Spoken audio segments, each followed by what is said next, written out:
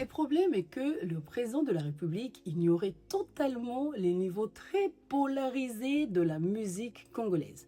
La musique congolaise a longtemps fonctionné selon cette dynamique où le public a été divisé en deux camps opposés. Et dans cet environnement, on donne plus de visibilité aux artistes qui créent de la tension qu'à ceux qui restent simplement dans la musique. La stratégie de polarisation médiatique a longtemps été utilisée par un camp, se basant sur une communication construite autour du sentiment d'injustice.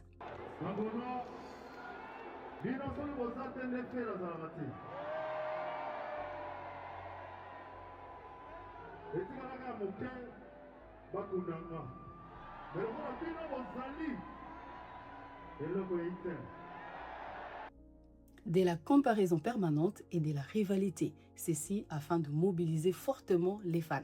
Cela fonctionne au début, mais à long terme, cela crée souvent une base militante émotionnelle qui finit par exister contre quelqu'un, plutôt pour la musique. Chez certains fans, cela devient une opposition systématique à l'autre artiste, une lecture eux contre nous, et parfois une radicalisation de le propos sur les réseaux sociaux. On voit alors apparaître des insultes, des campagnes de dénigrement et même des attaques contre les institutions ou les autorités politiques lorsque celles-ci sont perçues comme favorisant un camp.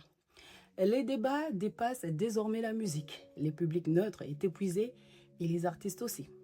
Mais comment sortir un public d'une polarisation médiatique, surtout lorsqu'elle est installée depuis longtemps autour d'un artiste?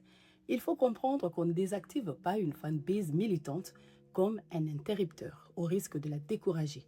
On la redirige progressivement en changeant des récits, parler davantage de sa vision artistique de sa carrière, en cassant les signaux de confrontation, ne plus lancer des pics dans ses interviews, ne plus envoyer des messages ambigus, en éduquant sa fanbase sans la brusquer, en déplaçant l'attention vers des projets musicaux, en créant de nouveaux sujets de conversation, en acceptant une période de transition instable. Parce que la polarisation ne se supprime pas, elle se remplace.